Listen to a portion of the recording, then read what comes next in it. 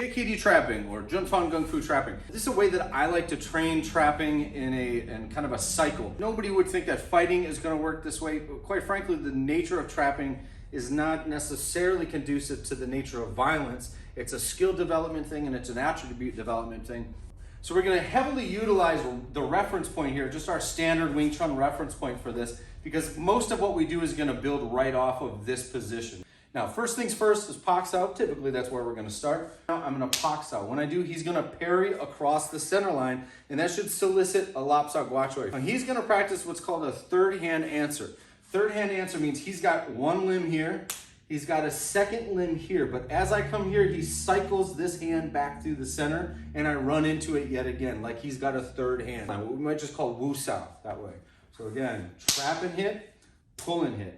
Upon meeting this, I'm just going to trap and hit again, and pull and hit again, trap and hit again, pull and hit again. Okay, and so now we have a cycle where I'm learning when I feel this contact, trap it. When I feel this parrying motion, pull it. Trap and pull, trap and pull, trap and pull. It's also forcing me to get used to my hands changing shapes. Sometimes it's a punch, sometimes it's a pak, sometimes it's grasping for a pull, and these have to happen in the timing and the rhythm of the drill. On the receiving end, as he's going Pak Sao and Lap Sao, what I'm practicing is owning the center line, or at least trying to maintain the center line. Okay, so I parry this, but then I stick that third hand right in the middle every time. I know this is a game from Wing Chun. This is a game of trying to occupy the center and then own the center in some way. And so I'm getting used to, hey man, no matter what you do, I'm gonna just take back control of the center every time. 1, 2, 1, 2. Ideally, you get yourself a good rhythm with this so that it's not 1 and 2, 1 and 2, like that. But it just goes 1, 1, 1, 1, 1. So one thing easily we can add to this right away is to bring the hand to the low line that way. The nature of this flow exercise is that we're not going to break up our rhythm in an effort to land that shot. We're going to stay on beat so that we get a cycle going. So this is going to be 1, 2, and drop. See, we're still connected. Now we're in our low reference point. I'm going to Pak high to fill this gap. He parries as before, I lap. So I run into this, instead of Pak Sao, I drop, and he's gonna monitor me. He's gonna track me and come with me. So we're kind of staying stuck together the whole time.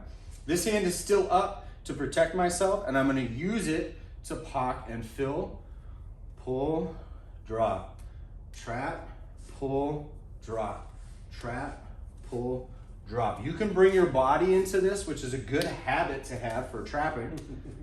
And sometimes, as you just happened, you're gonna bring this hand back up. So I would say that would really be the third one. So we go low, then high, trap and hit, pull and hit, low, then high, trap and hit, pull and hit, low, high, trap and hit, pull. If you can relax and go with it, it'll just work itself out. So we had one where I just go trap and hit, pull and hit, trap and hit, pull and hit, trap and hit, pull and hit. One where I have trap and hit, pull and hit, and then I go low. He leaves this here, I fill this void, pull, and I run into it. One like this. Okay, so then the last one is I go low, trap, but he brings this back up. So he reintroduces his lead hand.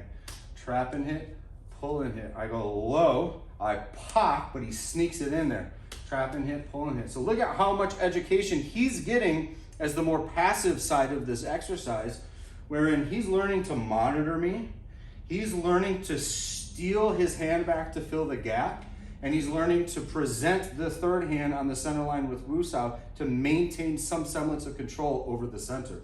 So that's it. That's JKD trapping cycles. Obviously, this is not a complete science. There's all kinds of other stuff that you would put into this, but hopefully this as a platform gets you thinking in the direction of, yeah, how can we build this thing on a loop so that we can continuously get these repetitions? If you have any questions, don't hesitate to ask, put in the comment. Thank you for watching. Tim, thanks for your help. See you for the next one.